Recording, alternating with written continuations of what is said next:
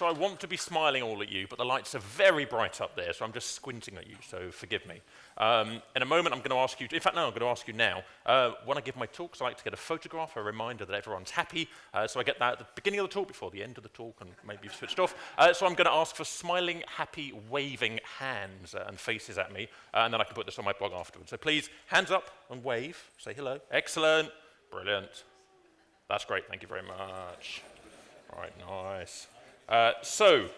I'm talking about successful data science projects, lessons from 20 years of my career, trying to find ways that I failed so you don't need to fail, and some successes in there as well. And we end on a nice positive note with a recent story. Right, so what do I care about this? Well, it turns out after 20 years of working in data science in general, I really care about seeing smart people do interesting things and have a good job, good work in academia, doing well with their lives. I get really frustrated when I see people doing things that just don't pan out for all sorts of reasons, and I've done plenty of things that haven't panned out, and it's incredibly frustrating. And most of us don't like talking about our failures. I've got a newsletter, I'll put a link up for that at the end, and I'm talking about successes and failures that I've had and the lessons that come out of it. And then when I've been talking about some of the successes at one point, one of my readers, Ricardo, came back and said, hey, and it's lovely to hear these positive lessons, and we can learn a lot from the positive lessons, but what about when things aren't working so well? And I thought, well, actually, I've got this keynote coming up for PyData Budapest, maybe I should talk about some of the failures. So I'm telling a version of that same story here. So I was very happy to be prompted to talk about the failures in one's career rather than just the successes. So who am I? So I'm an interim chief data scientist. So I run my own company. I go into companies. Previously, I used to go and write the intellectual property, so I'd go and solve problems for companies, doing all of our classic data science work. I still do a bunch of that, but typically now I go in and I help teams to succeed. So I help the teams to figure out how to write the right stuff, particularly get the teams to think about asking the right questions, not the question they were asked to solve, but maybe the other question, the one that's actually valuable to the organization, which maybe doesn't require any big solution, maybe just requires asking some sensible numeric questions about how things are working. But let's ask the right thing, and then use data science as a technique, if that's the right technique, to go and do it. And I love doing my machine learning, I love diagnosing. I've written a book with O'Reilly, second edition, High Performance Python. I love my high performance. I've got a course on that. I love talking about that. I've got a course on successful data science projects. So lessons from my career on how not to fail. And I've taken a bunch of those lessons to put in here because I love talking about this stuff. So I am still technical, but I see so much more we can get value out of what we do by thinking more, as Dylan was saying in the previous talk, thinking more about what the business needs, what the real objectives are behind the problem that we're solving. I'm one of the founders of PyData London here, so 8 years ago, I think it was 8 years ago, we had our first conference, and it's grown up to this wonderful event, and even with our 2-year break, we've still got a wonderful turnout here, which is brilliant. Thank you very much for all coming along. Please remember to go and thank your speakers and the sponsors and the volunteers and the NumFOCUS staff, because it's all volunteer time that brings this all together. And then I help run the meetup with our 11,000 members. You're super welcome to come along and join that as well, of course. Some of the client names at the top, yeah, they're clients that I've worked with. They're not the clients featured in the stories that follow. I've protected the guilty afterwards. So how does data science work in organizations? Some of you may have come across the underpant gnome sketch from South Park.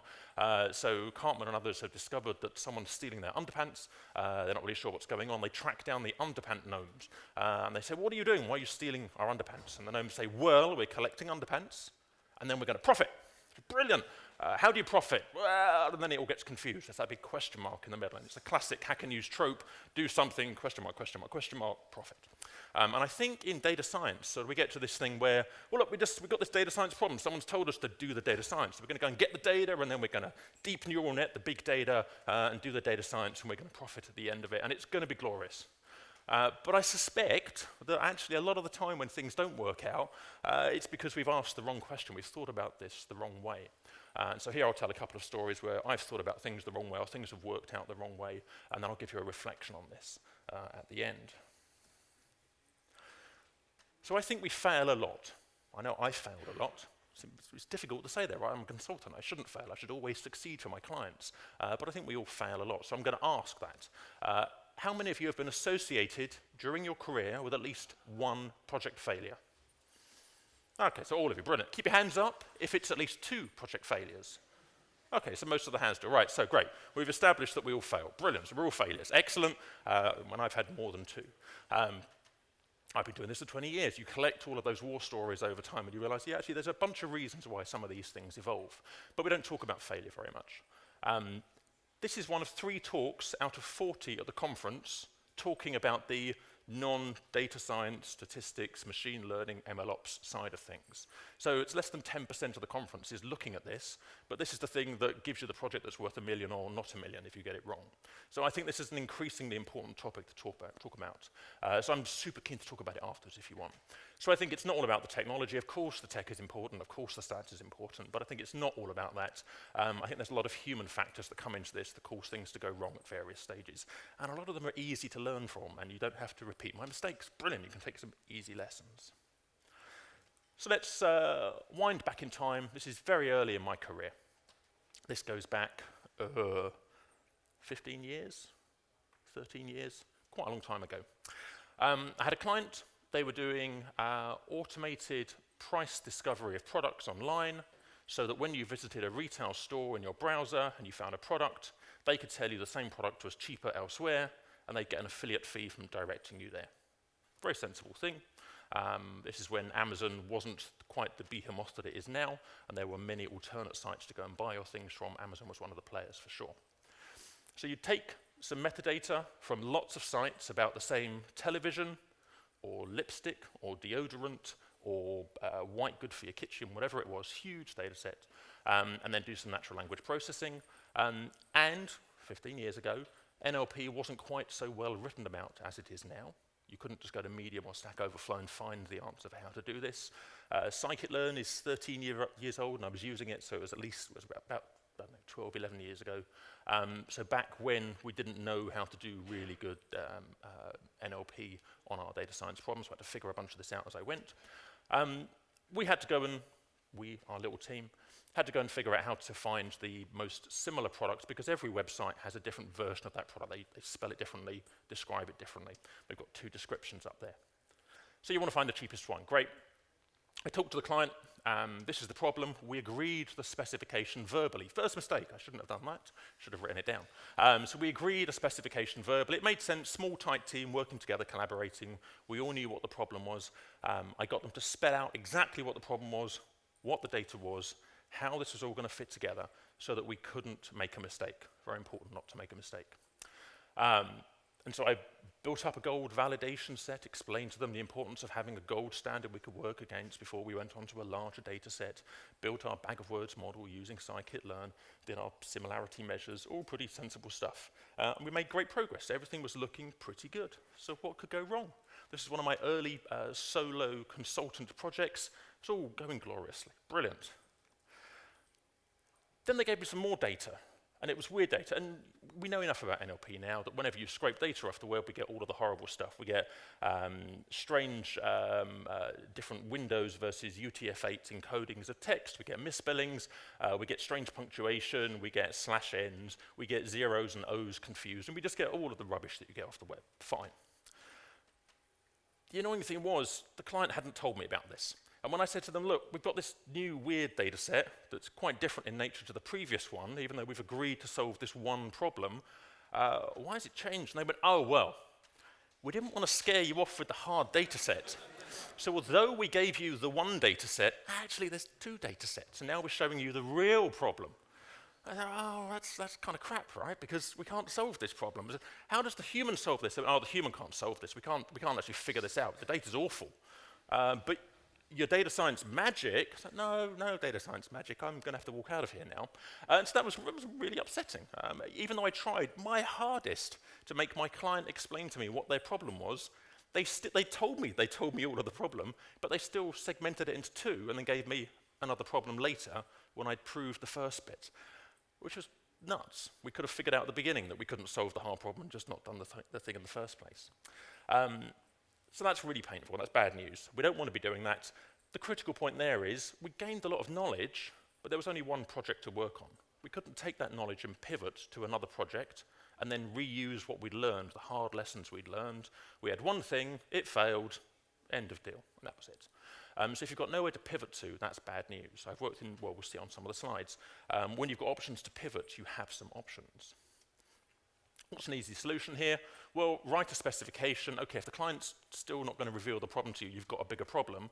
But at least if you've got the thing written down, you've talked about it, you've expressed it, you've had managerial sign-off, that you've written everything down, I've got my examples, nothing has been hidden from me, and you get everyone to agree this is the entire problem. And you've had a human explain how they solve every step of the problem on all of the data that you've been provided with, you're probably okay. So when I teach my success class, I get a specification like this, and we talk through it, and there's nothing super magic in there. It's a bunch of topics that you'd all agree look pretty sensible. You haven't got to use all of them.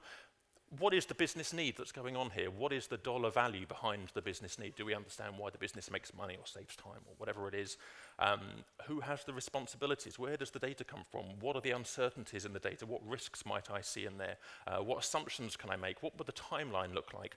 It's all boring stuff, or I'm not solving any machine learning with this, but if I go and ask these kind of questions, I flush out so many uncertainties, and then my project runs more smoothly and is less likely to explode. So it's easy. We just write stuff down by asking sensible questions. So that's one lesson. Here's another lesson. So another story. I've done a bunch of work in insurance now over the years. I really enjoy working in insurance. Interesting industry. You think it's pretty sophisticated, but typically insurance organizations, they're very risk averse. They're quite conservative. So they're not sophisticated. Some of the biggest ones are. They've got very nice data science teams. The tier 2, tier 3s, well, they've got data science and they've got data. And then the smallest ones, definitely not. They've got Excel and some old data, and that's about it. But it's an industry that needs to get more efficient and better understanding of its data and its customers, its needs, its evolving market. So I was working in a team. I joined when it was 10 and we got up to 25 or so across a couple of continents, revolutionizing one of the large insurers. Brilliant. There was a difficulty here. We had a boss who had a very hard challenge. He had to go and get large chunks of the business aligned with the needs of data science when everybody didn't want data science. They wanted to be conservative and do the same old thing without taking big risks, because risks mean failure, and then a non-risk-friendly atmosphere, that's bad news. So he sold success. He sold success before he'd seen the data. He'd sold success before he'd seen whether the business recorded the data that you needed to solve the things that were sold as success. So we as the data scientists were given projects. This will generate $1 million this year for that client on that vertical. Go and solve it. Brilliant, where's the data? You go and find it. It'll be over there somewhere in Excel or something. And some of the times there was data, and some of the times there was good data, and you could actually build models that outperformed the actuarial models, and we made money. Brilliant. And a lot of times there wasn't data. One of my glorious projects involved several months tracing it back to the point where we discovered, the reason why the data's not in the database is not because nobody even types it in, it's because nobody scans the paper document that's stored in an off-site facility. But you do data science, right? You can use some magic to get that data off the paper that's over there somewhere and do something with it. And no, of course you can't. And then bringing that organization along that journey to realize that actually you are backward and you've got to upskill data storage, putting things in a database, making sure the data is there. That's just a long, old, painful journey. But when you've been told you're delivering 1 million in 3 months because that's been signed off already before you even got involved in the project, it's kind of terrifying. But there was an upside. Unlike the previous client engagement, where I only had the one option, here we had multiple problems in multiple departments and multiple verticals, lots of different opportunities to pivot. So even though some of the projects didn't work, we learned a lot about how to solve these problems and who had good data, who didn't have good data in this large organization, where the data lived, who was collaborative, who put resources up front, and so we could pivot around, and then we got more success that way. So another lesson here would be always look for opportunities to pivot, and if you can't find pivot opportunities, and there's some high risks, be really wary about wading into that. It can be really exciting until it goes horrible around you. So try not to be in that position. And then talk to the client, talk to the humans in the organization. I spend so much of my time teaching data science teams to go and talk to the humans elsewhere in the business, because they know what their problem is. They know if they're recording the data that they need to actually automate any of these solutions. They know if they don't bother typing in the data, or if they outsource it to someone who types it in differently every month because it goes out to the cheapest organization that will do this outsourced work. They know what's feasible. They know what the actual dollar value is behind all of this. So go and encourage your teams and yourself, go and talk to the business and find out what we can do with all of this. And if people are really reticent about committing that, hey, you could automate anything with the data that we've got, don't commit to doing a project. I've learned that one, sadly, a couple of times, because I'm always optimistic. I always try to be so optimistic with my clients. And then it turns out sometimes you just have to get beaten around the head with a stick a few times before you realize if the people who have the data, if they're not optimistic about it, well, probably there's nothing there that you can actually operate on as a data scientist. In my course, I talk about the data maturity model. I think this is a pretty interesting way of thinking about organizations. It applies from startups through to the largest organizations. So, and there are many data maturity models out there. This one's quite nice because it's just got 4 simple pillars. Growing up that maturity stack is difficult. So if you've got a data apathetic organization, I will never touch a data apathetic organization. They haven't recorded their data, they don't use Excel very much, they haven't written things down, it's all in people's heads. There's no data, you can't do any science there. No data science. A data-driven organization does pretty much everything by the data that they've got stored. Brilliant, excellent. So the Man Group here with their automated trading strategies, one of our sponsors, that's an example of that data-driven organization. That means they've solved a lot of their problems already and they've got all the data they need. Brilliant, they're in a very mature position. I quite like working with the data-aware and the data-critical places because that's where teams are coming online, they're getting their data together, they do have data, or they've built teams, but they fail to deliver a lot, and then I can help them unlock a bunch of that. And that's really interesting to me. And I found working in organizations, as you move between different departments, taking data science as a siloed activity perhaps, out to different teams, some teams, well, actually, they're data-critical already. They've got all their data, they're making decisions, they want faster results, better prediction. Others are less sophisticated. As long as you've got a way of judging that and you can think about what I do with it and can I help this team? Do they have what I need so that we can move forwards in a sensible way? That's a good mental model to have. Here's another example from insurance. With one of the teams that we worked with, and this was one of the successful projects in that previous organization that I mentioned, they had the data, it was brilliant. It was doing this, my colleague was doing the same thing as I was doing. I had a project where no one was even scanning the data from bits of paper. He had a project where the data was beautiful. It was in the database, it was time-stamped, it went back years, it was consistent and clean, it was wonderful. He built a machine learning model on it, a random forest. It worked great. So we can actually outperform the existing technology in the company. We had metrics to show that. Brilliant. We took it to the client. The client was one of the underwriters, so they were not data science oriented, but they had a good mathematical background. And they didn't trust this solution. They didn't trust this new data science team. We hadn't delivered output of value to the organization yet, so the trust was low. And my colleague, bless him, he was drawing random forest tree diagrams, printing them out, and walking the client through a tree structure, one tree at a time, explaining the value of an ensemble and an average guess that comes out of the ensemble, and trying to walk them through all of the detail and explaining it. And he had some huge, like A0 printouts showing these trees. It was a beautiful effort, full, all points there for effort. But I could watch my client just switching off, just thinking, I have no clue what this means, and I do not care, and I don't trust this thing still. And so we stepped back and we said, well, hang on a minute. So first of all, rather than explaining all of every single tree, how about the colleague and I just go through some of the examples and we trace them back to their raw data sources, check it makes sense and validate some of these with the client. We came back to the client and it turns out there was some weirdness in there. And the client would say, oh yeah, that's because that client's special. They're in that other table. You do know about the other table, don't you? So, oh no, we didn't know about the other table. Great. So we go and iterate a couple of times, find all the other data sources, and improve the model, and we improve the data integration. Brilliant. And we go back with the client, and we start using SHAP as one of the diagnostics, and just explaining individual predictions. They would ask some pointed questions, and sometimes they go, yeah, I don't really understand that judgment, but it's, I kind of get where we are on the positive, negative scale and the factors behind it. That kind of makes sense. Then they asked us this really hard question about one of the examples they knew, and we brought it up and we talked about it for a while. And they went, yeah, okay, I get it, I trust it now, that's good.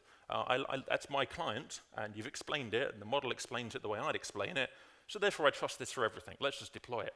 And it was a beautiful moment in trust winning. It had taken several weeks to get there, but having that visual diagnostic process and going through the raw data with the client, discovering all the bits that we've missed and going round and round in a loop, but really figuring out what the client mistrusted, they didn't know what this black box was doing, and opening up that black box and talking them through one step at a time at a high level that they could understand with a nice Shapley diagram was a really nice way to get them on board with trust. If we segue sideways, another one of my clients was working in venture capital with one of the top tier venture capitalist firms in the UK. And they said, hey, we want to investigate our data. We don't normally investigate it. Please come and do some magic. I said, well, we're not doing that magic discussion. I hate the magic discussion, partly because I don't know your data, and also I don't know VC, so I'm ignorant. I don't know your business domain. Let's talk about what you actually need and where you want to go. And so let's do a de-risking project, check the quality of your data. We identified many issues. Of course, they hadn't used their data. That's always a good proxy for, and my data is awful. So the data was awful. We had to go and fix it up. That shows no progress to the client. So that's a difficult one to sell on, but then you've got to do that before you can do the next thing, of course. And then we got to build some models later on. It's always good to stop your client whenever they ask you to go and do some magic and just say, we're not doing magic. Magic's crap. We're not doing that. We have to go and understand what we've got, but also what you need, and is it feasible with the data that we've got. One of the nice things when you've got a clean data set, so that's the insurance example and the venture capital example, is you can go in with baseline models. I always go in with the simplest baseline model that we've got. Yesterday we had the executives at PyData session, and one of the attendees was talking about getting a model deployed early on in the first couple of weeks with a random guess in there. So not a model that's learned anything, but just getting a model process deployed that makes a random guess so we can go beginning to end and the thing works and we can see it working. Super important. I'm massively behind that now. I've had examples like in the insurance industry, months being spent on an outsourced team building a random forest model that was going to be amazing. No one was ever quite sure if this thing was actually working, and there were no diagnostics, no one was sure on the data, but we went through it, and okay, the code kind of looked all right, and it was weird, but months had been spent. Then someone said, yeah, but if you take the average of the data set, you get less error than if you use the machine-learned model on the same data set. That was a huge embarrassment. And that led to some arguments, because with 3 months invested, the bosses wanted to deploy the model. And I would argue, but if we deploy the model that does worse than just having a mean guess at the data set, the client's going to figure that out, right? They're going to then not trust us. And we're a young team who hasn't got many successes. We can't deploy a lie. And that led to some arguments. It was just an awful way for things to go. Flip that over to my venture capital client, and there they had a bunch of rules that different members of the team would use to evaluate their data to find companies that looked interesting for investment. Now, I have a very large set, so it's a prioritization problem. And they would say, look, my rule is the best. I've got several rules that rank the right companies at the top and everything else we discard.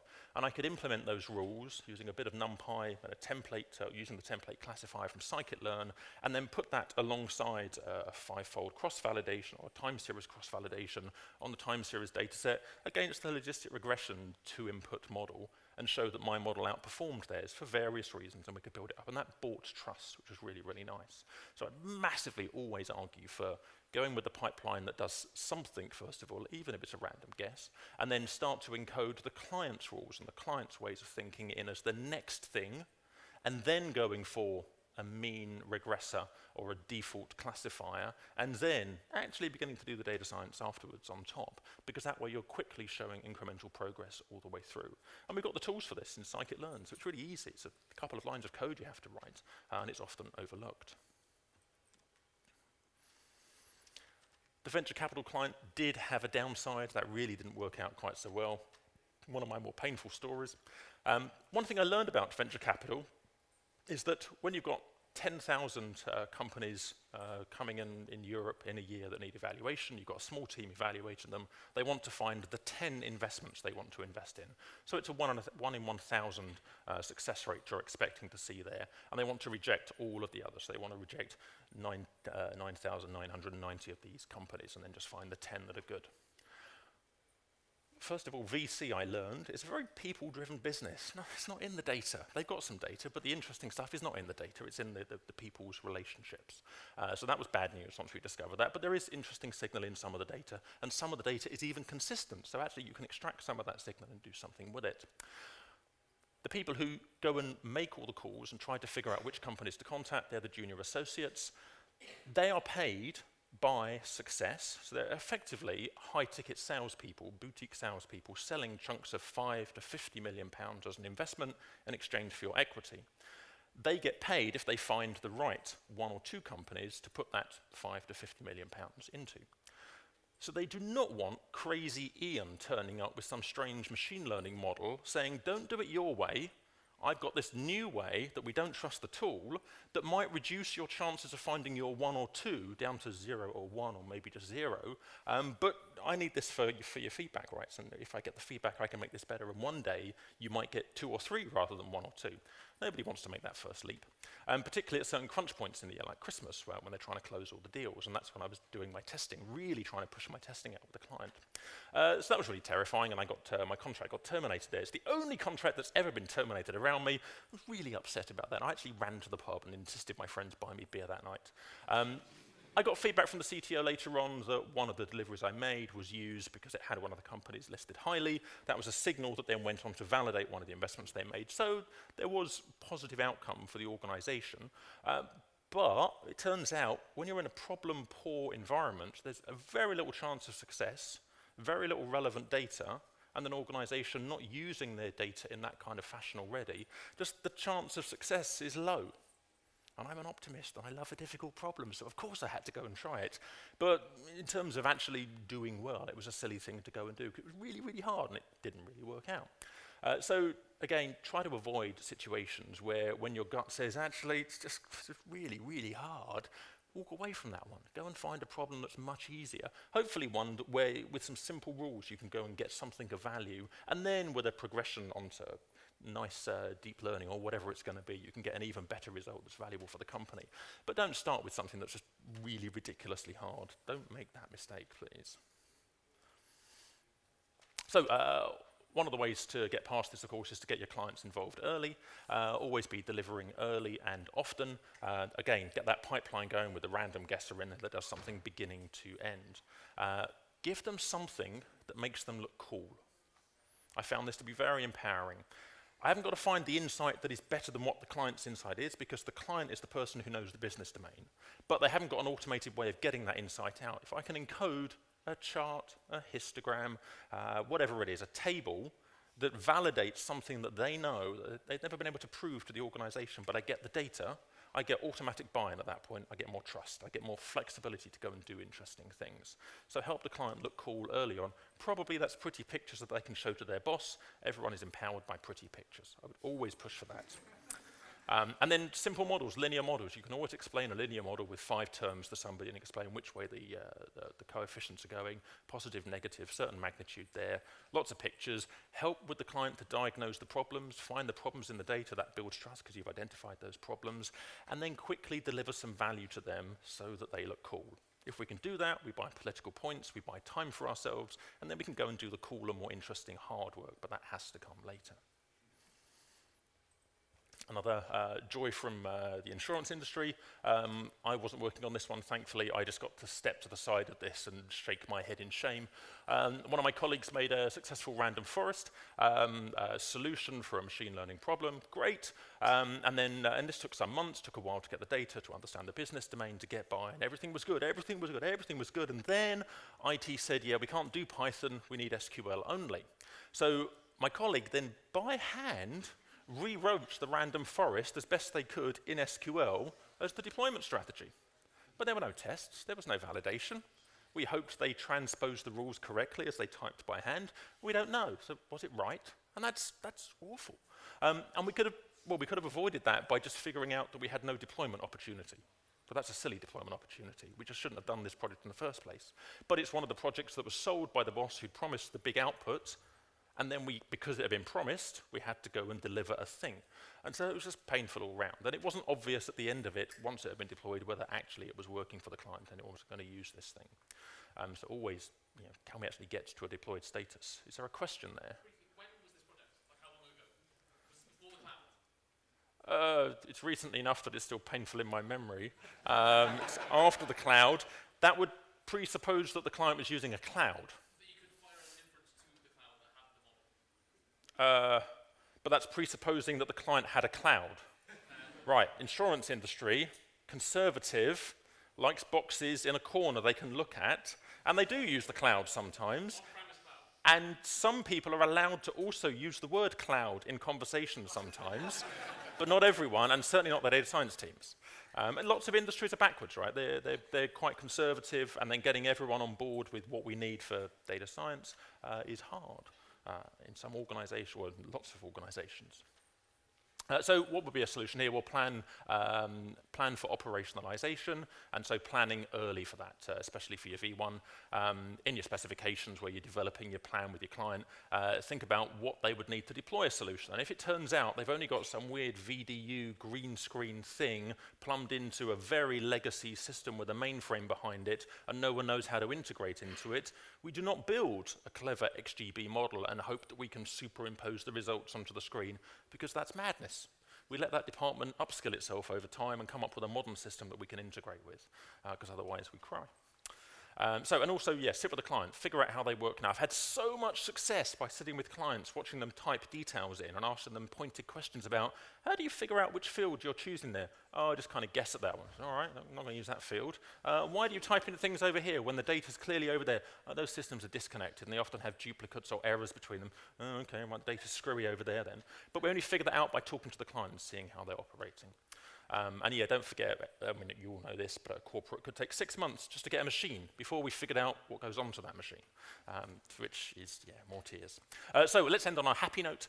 In the abstract, I said I'll tell a story about making $1 million for a client. Actually, we had the evaluation a couple of weeks ago, and conservatively, optimistically, we've decided 2 million is actually what we're delivering. So I get to cross out 1 million and put 2 million up there for this recent client, which is brilliant. I'm really happy about this. Is like one of my best successes in my career, so I'm super happy about this. So I get to be enthusiastic now. So this is working in insurance, looking at fraud and overbilling, so payments that are duplicate invoices that are paid because 2 invoices came in by mistake, or 2 invoices came in because somebody decided to copy one and submit it again and tried to commit fraud, and then all the weird and wonderful ways that this branches out. Lots of different interesting things here. There's a fraud team in the company, but they're hobbled by non-automated tools. So what can they do with all this? So what did we do? We de-risked early. We spent a couple of months discussing lots of project ideas. We found positive examples. There weren't many of those at the beginning. It inverted our ordering of potential projects once we'd found those examples. The less interesting projects popped to the top because we had examples, and the other ones we didn't. We assigned values so we could add to that prioritization. We agreed a delivery schedule based on what we learned. We had things like improving the SQL, debugging some SQL, super boring. Yeah, we found a chunk of $1 million there. Counting. How many eye tests do you have in a year? You have 1 or 2. You don't have 52. Someone who has lots of eye tests in a year is probably doing fraud. So we count. No one was counting this kind of thing. Percentiles, a more nuanced version of counting. Lots of discussion with the client, improving the SQL, because we had a problem-rich environment. We had many opportunities to go and exploit the knowledge gained over here, again over here, rinse and repeat an idea, find more value. That was brilliant. We did have some machine learning in there, great, but that wasn't the thing that got us the value. The thing that got the value was coming up with those rules in the first place. And it got to the point where the boss's boss was writing their own BI solutions to demonstrate new things that they thought existed so that we could capitalize upon those ideas. So we got a whole team and layers of management brought into this. It was it was a beautiful outcome. I'm really, really happy with it. But then we get a new problem with that client. It turns out when you've got a tiny fraud team and you're flooding them with new examples of fraud because you've got automated systems, you've still got a small fraud team. So you've got to grow the fraud team. That will take a couple of years. So moving up that data maturity model and getting the organization mature enough to use these things is hard work and takes a lot of time. I've asked colleagues what they find important for prioritizing projects and dealing with new projects and new clients, and they give me rule sets like these. Totally right, a bit different from mine. You'll find this if you talk to your other seniors around. What do you think is most important? Everyone's got a different set of these things. But it turns out, find your seniors, see what rules have been encoded for your organization, and make sure you're asking all of those questions in any of the projects that you're working on. That gets you past so many of the problems that you might face. And so I think this boils down to have a clear written specification for your work before you start. Try and de-risk as much as you can. Know your business need and the value, and then Dylan was talking about that in the previous talk, coming up with good business metrics. Incredibly important to figure out actually if deep neural nets or machine learning or anything is actually valuable in the first case. Know the risks. If your gut feels tight about anything, go and de-risk those risks before you write any code. Don't do the typey, do the talky. Go and figure out what's going on, because otherwise you're going to waste time, and then it's all going to go horribly wrong. And then know how to deploy it right at the end before you start the project. So, I don't think we have to go and steal underpants. I think we have to go and find good puzzles and think about the whole puzzle set. And a whole bunch of that is human factors, and then we solve the puzzle. Deep learning, neural nets, machine learning, stats might be in that solve the puzzle piece, but maybe not. Maybe we're just solving a problem that's easy to solve with some equations in Excel, and that's totally cool as well. And then we get to profit at the end of it. So I'm talking about a whole bunch of these things on my newsletter. It's free to join if you want to join, and not a number. All the backlog's up online on that site. So you can go and see the stories that I've shared there if that's of interest to you. I've got a bunch of all of my past talks are on my blog. And if I've taught you anything interesting, I ask after every talk, please send me a postcard. I have physical postcards that I put on the wall. They're a physical reminder that I've helped teach people something new. So if that's interesting to you, send me a message. I'll send you my physical mailing address and send me a postcard. I'd love a postcard. They make me really happy. Thank you very much for listening.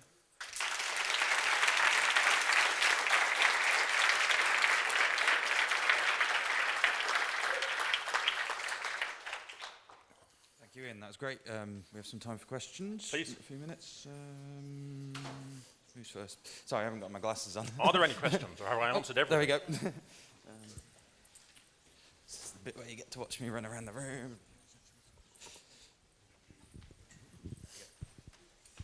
Hi, Ian. Thanks for the great talk. What would be your advice for dealing with like a moving target problem in a company? So like I have an example, for instance, I'm sort of managing this project and then I had to go away on leave. We had agreed on what we were going to do, and then I had to go away, and then I came back. There was a meeting that happened to like talk about the progress and so on, and then suddenly the specifications had changed because now the client is like, well, actually, I want something else. So like I'm trying to like go back to what we had agreed and so on. So what would be your advice to dealing with like changing expectations and goals all the time and so on? Well, that's really hard.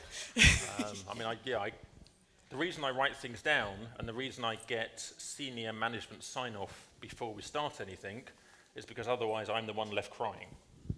It will always come back to me as the consultant. You're the reason this didn't work. And it's, yeah, but you did change everything halfway through, right? I said, yeah, but obviously. So no, I insist on a fixed specification. Now, the specification also can be a living document. So we know what we think we want. We know what the metrics are. We know what the solution might be. We know what the data should be. And we know what the risks are. And then in my specification doc, I'm very happy to call it a living document and iterate, filling in the blanks. But the thing we want to deliver is still the same thing that we want to deliver. And if someone changes their mind there, I'll say, all right, great, that's a new project. Let's start again. And do you want the cost of starting again? And then that leads to some awkward conversations. But the alternative is, I got it wrong. And I've learned over 20 years, I don't want to be the one getting it wrong. So yeah, I would just say you've got to dig in and say either we're doing that project or we're starting a new project, which is totally reasonable, but we have to treat it as a new project. And we've learned a lot, so we can start it faster. But it's still a new project. You've got to scope it, de-risk it, assign who's on it, and all the rest of it all again. Is that feasible? Yeah. Okay. Was there another question? That is 5-2. Is it a quick question? Yeah. Okay, go on. There we go. Let's go. Mike for the video. Oh, okay. So the question is, if you're in an organization and the data science team is currently underutilized, what steps can you take to sort of fix that? Good question. Before I answer, do we need to swap the speaker? Yeah, so is the next speaker here? Do you want to come and step up, whoever that is? Are they in the room?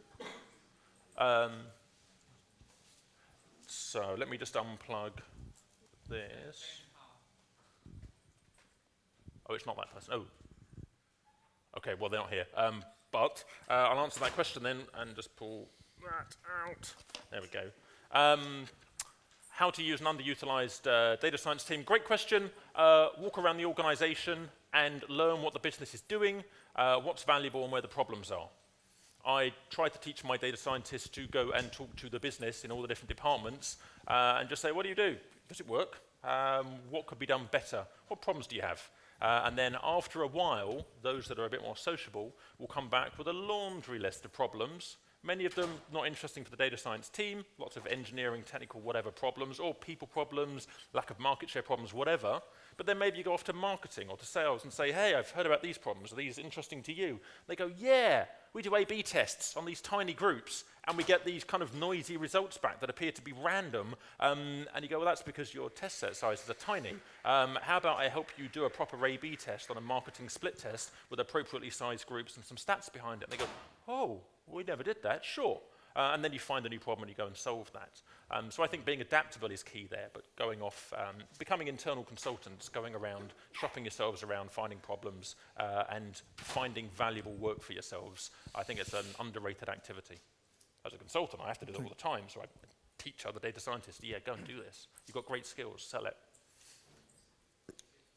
Thank you, great question. All right. Thank you, Ian. So I'm going to step outside now. If anyone wants to carry on talking about this, please come outside. And if you want to carry on the exact conversation from yesterday, step outside and we'll carry on.